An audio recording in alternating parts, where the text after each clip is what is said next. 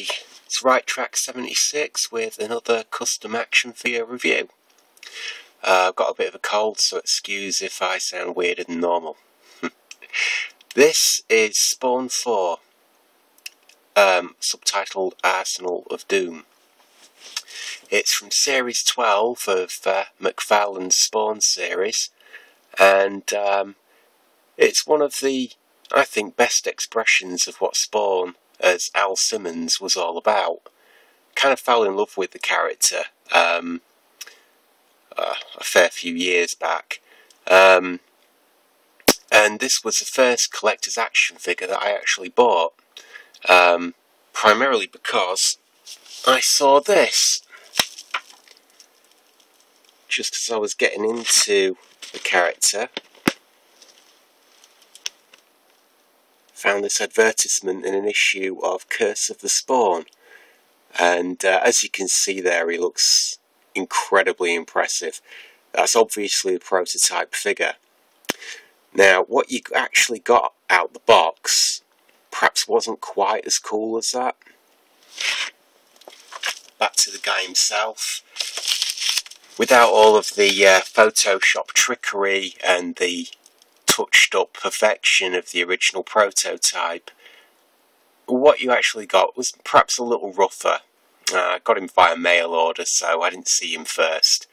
So I was a little disappointed getting him out of the box, but, you know, loved him nonetheless. Thought it was a great figure. There was a fair few issues, and where the custom really comes in is really just touch-up work. Around the spikes, the red of the gauntlets and various other parts of the armour often carries on up the spikes, and this figure is covered in spikes all over the place. In fact, there's a whole wealth of detail, but unfortunately, because of the limitations of selling an action figure for around £15, $20, whatever, there's only so much detail I can afford to lavish on it. So although a lot of the sculpt detail is quite fine and intricate and layered in, they simply couldn't afford to spend as much time making it obvious that it's even there.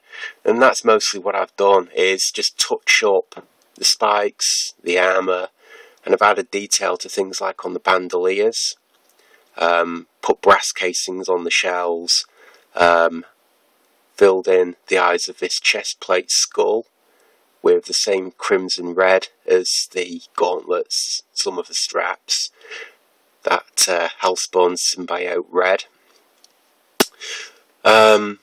Put buckles on a lot of the straps. Before they were just flush brown. There was no detail there. Buckles on the bandolier, on his thigh.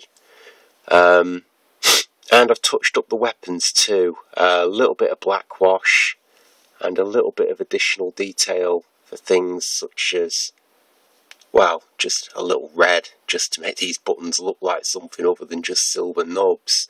It's probably too fine to see here, but there's a little bit more brass work on these switches, or whatever they're supposed to be, down here. Up on his signature weapon, which is a Gatling gun, it does have a rotating action on these main barrels.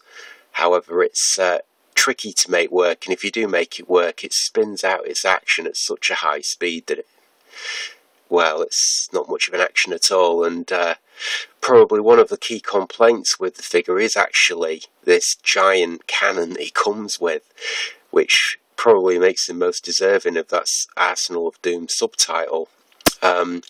It's virtually impossible to pose him with it. It's virtually useless unless it's strapped to his back. I've tried mounting it on his shoulder, two-handed, one-handed. It looks ridiculous no matter what you do with it, apart from strapping it to his back, which is a shame. But there you go. I've just added details to that anyway. Again, shell casings were just silver inside of the... as if it didn't have enough going on. Let's see if I can just lift off his bandana. There's an extra magazine slotted in there for whatever purpose, I don't know. But I've given it a little bit of attention on what I think is supposed to be the shells within the magazine down its centre. And this, I don't know, some sort of coolant turbine head up on the top here. I've shaded that in with a bit of copper just to pick it out. It gives it a little bit of a steampunk edge too, which is something that I love doing with my weapons and such. Something that I've been doing a lot with my Black Templars, Warhammer 40,000 army that I'm working on. Right, let's see what else I can pick out for you here. Again, I've put extra chains on him. Initially, the chains that came with are all pinned in on eye pins, and there wasn't a great deal of chain, just enough so you got that Hellspawn signature chain effect. These are some of the originals here, draped around his torso. But I've gone a little further and just freehand draped chains around this weapon here.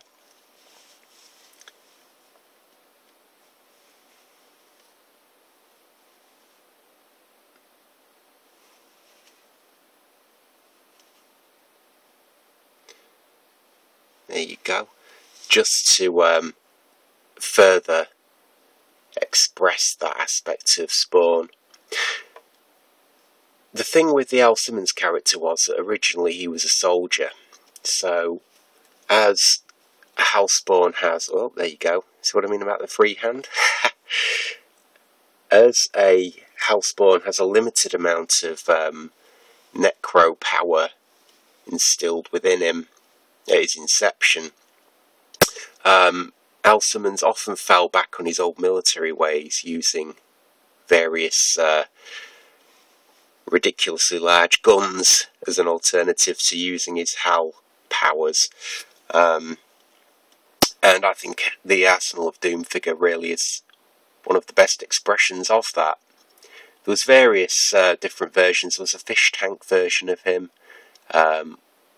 limited edition in a special fish tank type hexagonal case, and I believe there was a repaint. There was also a hamburger head version. Now just bear with me, I'm going to drop his box in front of the screen for a second. There you go, that's the hamburger head unmasked variant of the figure. They were both available at the start of the series. And as you can probably just about make out there from shaky cam, there's a little bit on his background there on a snip out card, and you can see the variant version with the cyber monocle and high-tech hearing aid. Because all those big guns going off must have damaged his hearing at some point, I guess. Get in his way and he'll part your hair a new way through your skull. That's what it says.